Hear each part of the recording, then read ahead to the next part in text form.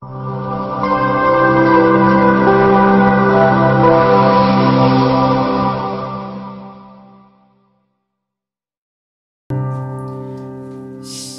Bapak Ibu yang terkasih dalam Tuhan.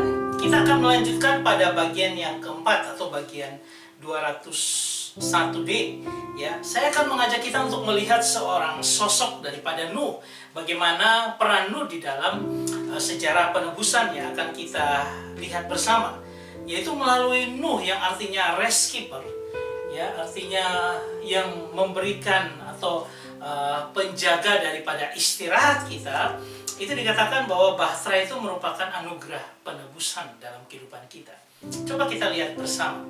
Saya mengajak kita untuk melihat ini adalah bagian daripada daftar keturunan Adam sampai dengan Yakub. Saya hanya memotong sampai kepada Nuh. Ya, kita bisa melihat bagaimana perkembangan dari, kita sudah melihat bahwa dasar daripada segala sesuatu mulai dari Kejadian 3 ayat 15. Ketika terjadi proto-evangelium, kemudian kita juga melihat tentang jubah yang Tuhan buat dari kulit binatang, dan akhirnya kita belajar tentang penebusan daripada Habel yang memberikan persembahan yang berkenan kepada Tuhan.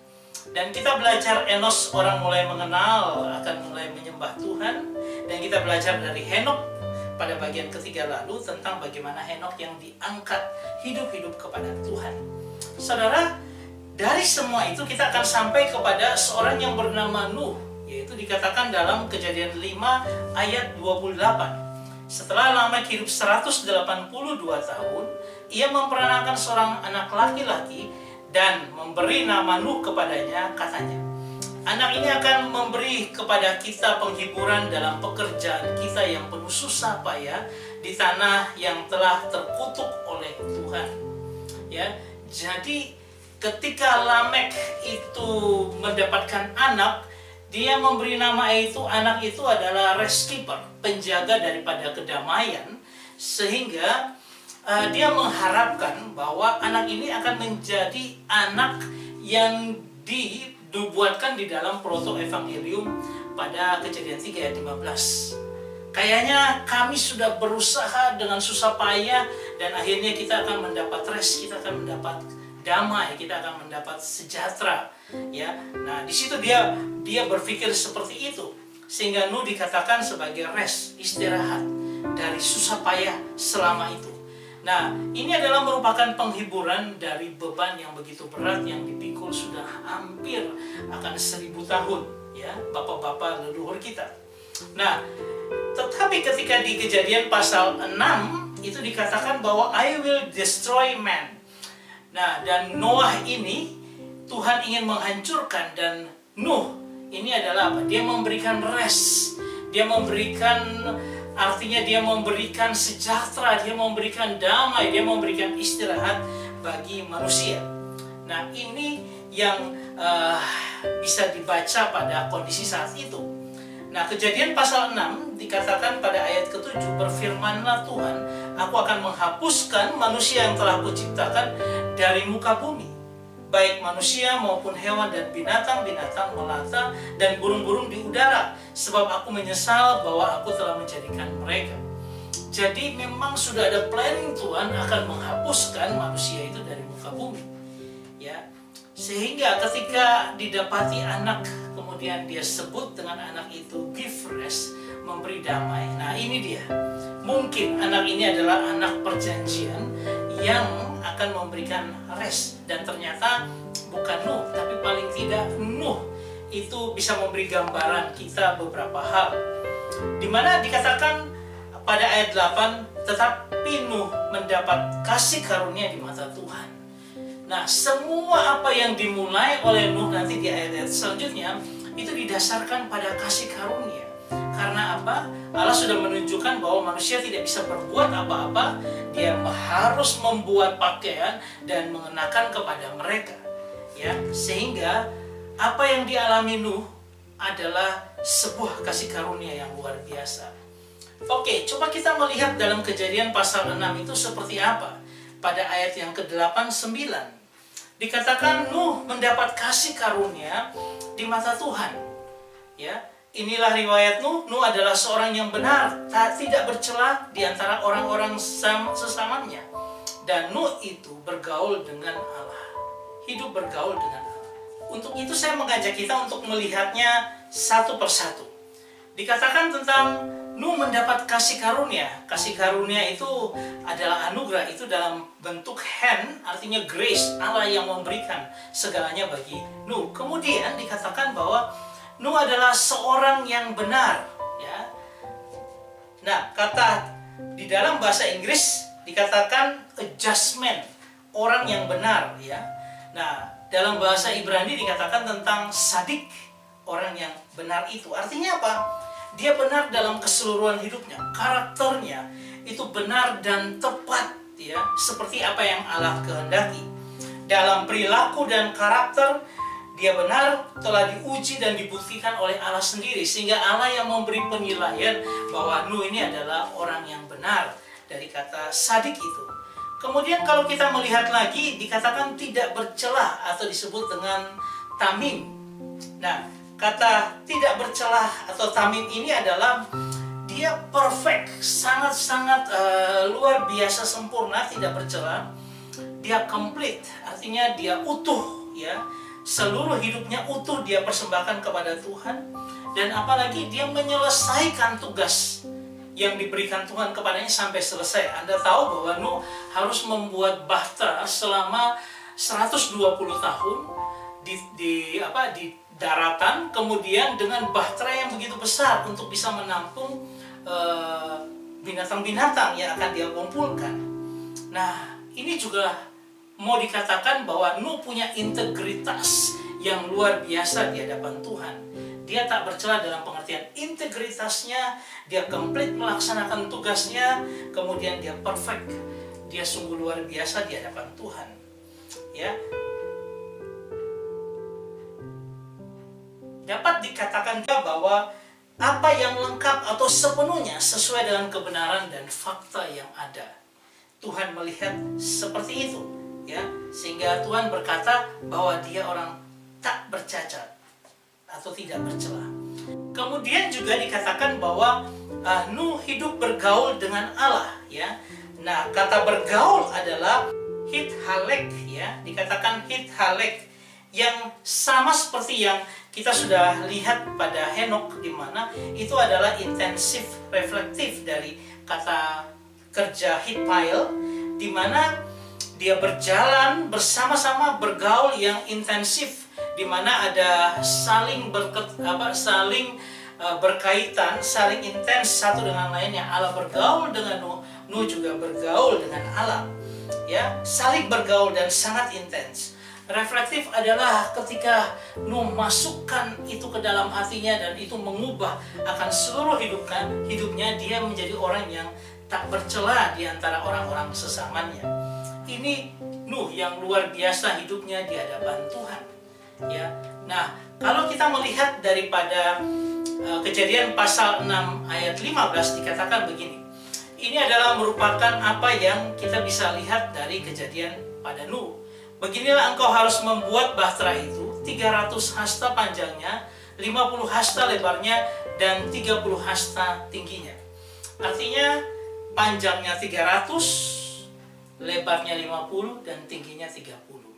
Nah, ini seperti ini saya gambarkan bagaimana luar biasa bahtera yang dibuat oleh Nuh. Kenapa Tuhan menyuruh Nuh melakukan dengan ukuran yang seperti demikian? Nah, kita akan belajar tentang gematria daripada orang Yahudi, dari kata bahtera itu, ya, bahtera yang ukurannya seperti itu. Nah, coba kita lihat bahwa ternyata 300 itu adalah sin, kemudian 50 itu nun, dan yang ke-30 itu adalah lamed. Ini adalah huruf-huruf yang ada disesuaikan dengan angka yang ada. Ini gematria, ya.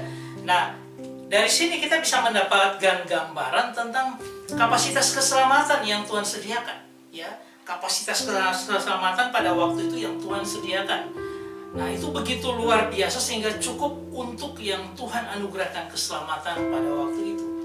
Nah, kalau kita bisa melihat kata Sin, Nun, dan Lamed ini dipakai di dalam kata apa? Nah, itu dipakai kata noshel, ya, kata noshel. Dan kata noshel ini punya dua pengertian, yaitu kata itu adalah bentuk kata kerja, yaitu dengan apa? Menyingkirkan atau membuang. Sedangkan kalau kata benda dikatakan sebagai sebuah bangunan yang luar biasa dengan maksud dan tujuan tertentu. Nah, ini mau menunjukkan kepada arti kata dari Bahtera. Nah, coba kita melihat kenapa kata kerjanya menyingkirkan atau membuang. Saudara, ketika kita membaca itu di Ibrani pasal 11 ayat 7 dikatakan demikian. Karena iman maka Nuh dengan petunjuk Allah tentang sesuatu yang belum kelihatan dengan taat mempersiapkan Bahtera untuk menyelamatkan keluarganya. Dan karena iman itu ia menghukum dunia dan ia ditentukan menerima kebenaran sesuai dengan imannya. Jadi Nuh ini ada dua hal yang dia alami. Pertama, dia menjadi penghukum akan dunia, dan kedua, dia imannya itu ditentukan sebagai kebenaran. Ya. Nah, coba kita lihat dulu apa yang kita bisa gambarkan tentang kejadian pada Nuh ini.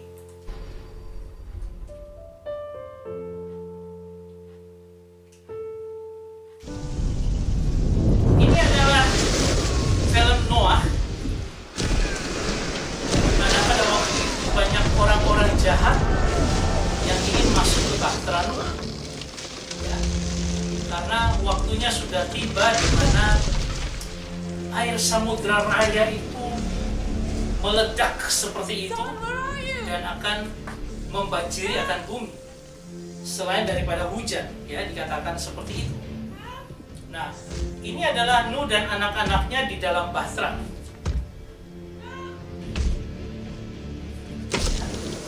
Di dalam film buatan daripada Hollywood, ya, ada beberapa hal yang kadang-kadang ditambahkan, ya, walaupun tidak digambarkan dalam Alkitab.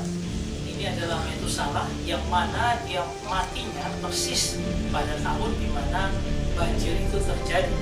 Karena dia menubuatkan bahwa pada waktu cucunya Nuh, ya, itu akan terjadi pada waktu dia mati akan terjadi banjir besar, penghukuman Tuhan.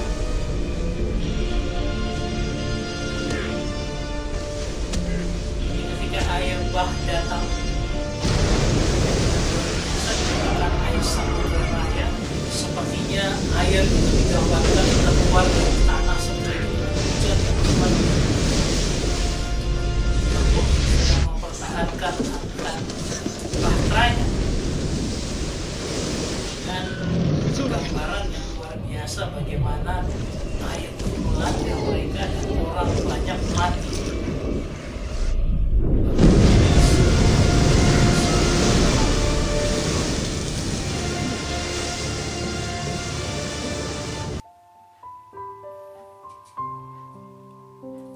Oke, coba kita lanjutkan akan perenungan kita. Kita boleh melihat bahwa ini adalah Nuh. Dia berdiri di sebuah titik zaman di mana zaman lalunya adalah disingkirkan, dihukum. Ingat bahwa dia sebagai penghukum dunia. Dan kemudian pada masa depan itu adalah hidup dalam anugerah semata. Ya. Jadi Nuh ini berdiri di titik sentral seperti ini, di mana pada waktu dia berumur kurang lebih 500 tahun itu, dia sudah membuat penghukuman terhadap dunia. Dan dia hidup selanjutnya dalam anugerah Tuhan. Kita bisa gambarkan seperti ini, ya, di mana air bah itu membuat mati atau menghukum mati akan manusia seluruhnya. Hanya 8 orang yang masuk dalam Bahtera yang menerima anugerah Tuhan yang begitu luar biasa, ya.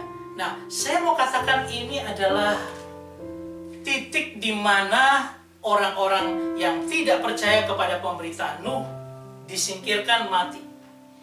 Dan titik di mana anugerah Allah untuk Nuh dan keluarganya 8 orang untuk hidup dalam anugerah Tuhan. Ini sama seperti ketika Yesus mendirikan Golgota, di mana ketika dia menyatakan it is finished, complete, sudah selesai, tetelestai, dengan salib, dengan darah yang tercurah seperti itu. Dia membagi antara hidup manusia yang saat itu nanti kita bisa melihat di dalam Yohanes 3 ayat 16 dikatakan, karena begitu besar kasih Allah akan dunia ini sehingga ia telah mengaruniakan anaknya yang tunggal, supaya setiap orang yang percaya kepadanya tidak binasa, melainkan beroleh hidup yang kekal. Di situ ada satu titik di mana ada kata percaya, tidak percaya binasa. Kata percaya, tidak percaya binasa itu adalah orang yang tidak percaya Kristus akan binasa. Ya, tetapi ya, orang yang percaya kepada Kristus akan hidup dalam anugerah Allah di mana hidup yang kekal. Ya, ini kita bisa melihat seperti itu. Sama seperti Nuh, dia menghukum dunia dengan orang yang mati dan orang yang hidup dengan anugerah setelah itu dalam tanda pelangi anugerah Tuhan. Demikian juga salib yang mau menunjukkan kepada kita bahwa ada dua macam orang, percaya kepada salib atau tidak percaya pada salib. Dan itu ditentukan, itu yang menentukan kita hidup kekal atau kita binasa. Jadi saya mau mengatakan bahwa peristiwa Nuh ini adalah merupakan sebuah penggambaran tentang bagaimana salib penebusan itu nyata dalam kehidupan kita. Saudara yang terkasih, coba kita merefleksikan itu dalam kehidupan kita. Sudahkah kita terus membangun iman kita teguh di dalam Tuhan di tengah pandemi saat ini? Tantangan hidup bagi Nuh itu tidak gampang. Ketika dia harus membangun sebuah bahtera di darat, di mana dia dicemooh, dilecehkan oleh orang-orang di sekitarnya. Tetapi apa? Dia punya iman yang teguh bahwa apa yang diperintahkan Tuhan akan dipegangnya sampai dengan akhir. Disitulah kata-kata Nuh juga dikatakan sebagai dia seorang yang komplit, yang bisa menyelesaikan pekerjaannya dengan baik dan selesai. Dia orang yang luar biasa. Dan ini mau mengajak kita juga, Nuh ini mau mengajak kita juga untuk apa? Menjadi teguh di dalam Tuhan ketika kita mengalami pergumulan di tengah pandemi pada saat ini. Saya tetap melihat bahwa ada tugas dan pekerjaan dan pelayanan yang harus saya lakukan, yaitu apa? Teguh berdiri di dalam Tuhan supaya menjadi saksi bagi orang bahwa saya anak Tuhan. Saya tetap teguh di dalam Dia. Apapun yang menimpa kita pada saat ini. Atau yang kedua, saya bertanya, apakah kita menjadi orang benar, tak bercela, hidup yang terus bergaul dengan Tuhan? Seperti itu. Ketika di tengah pergumulan dunia yang pada saat itu dia tetap bergaul, dia tetap hidup tak bercela di hadapan Tuhan. Dia membawa sebuah dampak yang luar biasa dalam kehidupannya. Saudara yang terkasih, saya mengajak kita untuk mari kita membangun hidup sebagai orang benar, membangun hidup yang tak bercela, bawa diri kita untuk sungguh-sungguh dalam kesalehan hidup yang terus-menerus bergaul dengan Tuhan. Maka hidup kekal itu akan menjadi bagian dari kehidupan kita dan menjadi berkat juga. Kita menjadi pelayanan kita menjadi berkat bagi banyak orang. Saya berharap perenungan kita tentang Nuh ini membawa kita untuk semakin mengenal Tuhan dan kita semakin hidup bergaul dengannya. Tuhan memberkati kita semua. Amin.